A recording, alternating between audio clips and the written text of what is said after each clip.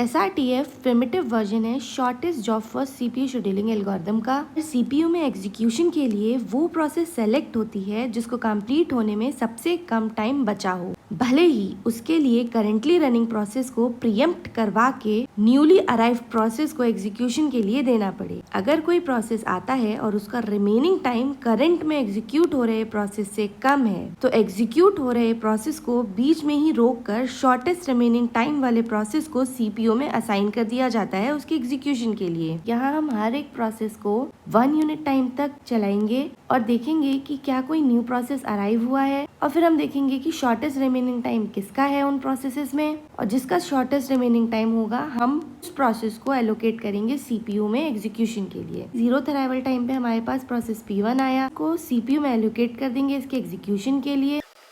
1 unit time तक चलाएंगे तो इसका रिमेनिंग टाइम बचेगा 7। फर्स्ट अराइवल टाइम पे हमारे पास प्रोसेस P2 आया जिसका बर्स्ट टाइम है 4, जो कि 7 से छोटा है, तो हम क्या करेंगे, प्रीएम्प्ट करवाएंगे P1 को और CPU में P2 को एलोकेट कर देंगे, इसको 1 यूनिट टाइम तक चलाएंगे, रिमेनिंग टाइम बचेगा 3। सेकेंड अराइवल टाइम पे हमारे पास रेडी क्यू में प्रोसेस P3 है जिसका बर्स्ट टाइम है 2, तो इनमें से शॉर्टेस्ट रिमेनिंग टाइम है P3 का, तो P2 प्रीएम्प्ट किया जाएगा और P3 को एलोकेट कर दिया जाएगा CPU में एग्जीक्यूशन के लिए। देन 4th अराइवल टाइम पे वी हैव प्रोसेस P4 जिसका बर्स्ट टाइम 1 है। अब यहाँ पर प्रोसेस P3 एंड P4 का बर्स्ट टाइम सेम हो गया, तो जहाँ पे टाई होता है तो टाई ब्रेकर का काम हमेशा first come first serve approach से किया जाता है।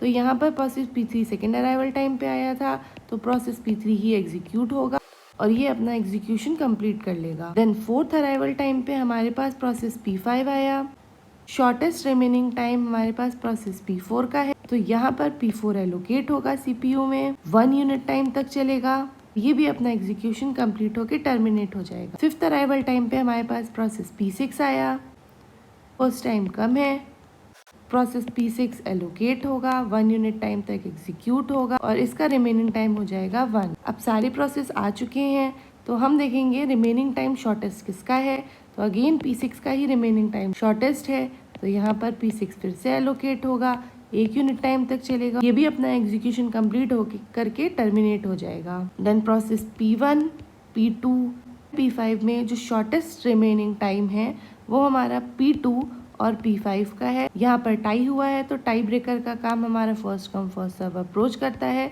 तो उसके अकॉर्डिंग हम क्या करेंगे, P2 को CPU में एलोकेट करेंगे और इसको इसके बर्स्ट टाइम तक एग्जीक्यूट करवाएंगे। देन हमारे पास प्रोसेस P5 है, ये CPU में एलोकेट होगा,